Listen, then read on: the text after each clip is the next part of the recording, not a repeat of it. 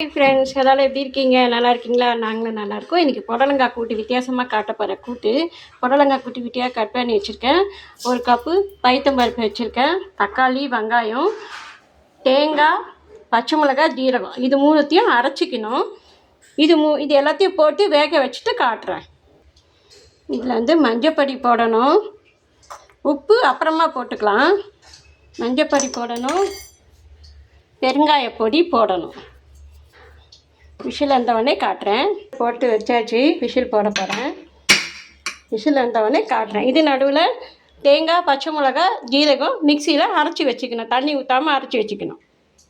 இது நடுவில் முருங்கைக்கீரை பொரியல் துவட்டுறது காட்டுறேன். முருங்கைக்கீரை பாருங்கள், ஃப்ரெஷ்ஷாக கிடச்சிது. வாங்கி ஆஞ்சி குட்டி குட்டியாக கட் பண்ணி வச்சுருக்கேன். ஆஞ்சி வச்சுருக்கேன். இந்த பாருங்கள், நல்லாயிருக்கா முருங்கைக்கீரை? அதுக்கு பொரியரிசி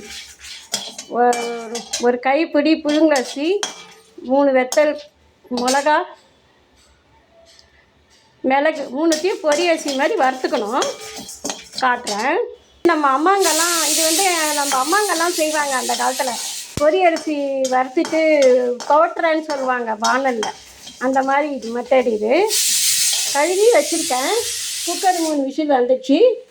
இதை காட்டுறேங்க. வறுத்து எடுத்து வச்சுருக்கேன். இது ஆறினவொடனே மிக்சியில் பொடி பண்ணிக்கலாம். இங்கே பாருங்கள், ஒரு 1/2 டம்ளர் தண்ணி ஊற்றுறேன். அதில் கொஞ்சம் உப்பு போடுறேன். அது கொஞ்சமாக போடலாம், உப்பு தாங்காது. போட்டுட்டு இந்த கீரையை இதில் போடணும்.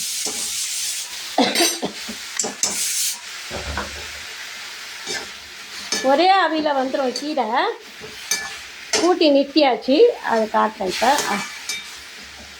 இது நல்லா வதங்கட்டும். இப்போ பாருங்கள், முருங்கீரை வெந்துடுச்சு. பாருங்கள், இந்த மாதிரி குறைன்னு அரைச்சி வச்சுருக்கேன். குறைன்னு அரைச்சி வச்சுருக்கேன். இதை இதில் போட போகிறேன். இதை போட்டு நல்லா கலரி விடணும். கொஞ்சம் எண்ணெய் விட்டு கலரி விடுங்க. எண்ணெய் கம்மியாக விடுங்க.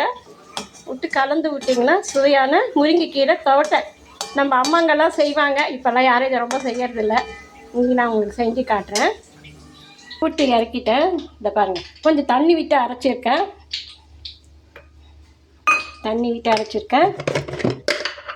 உப்பு நான் முதல்ல போடலை, இப்போ போடுறேன். உப்பு நல்லா கலந்துக்கிட்டுடுங்க. அவ்வளோதான், புடலங்காய் கூட்டு ரெடி. இதுக்கு காரம்லாம் போடக்கூடாது, மிளகாத்தூள் போடக்கூடாது. பச்சை மிளகாய், தேங்காய் தான் போடணும். தாளிப்பு ரெடி. இங்கே பாருங்கள், தாளிப்பு போட்டாச்சு. முருங்கைக்கீரை துவட்டெல்லாம் ஆயிடுச்சு. அவ்வளோதான், வாங்க சாப்பிடலாம். தேங்க்யூ. அடுத்த வீடியோவில் பார்க்கலாம். பாய்.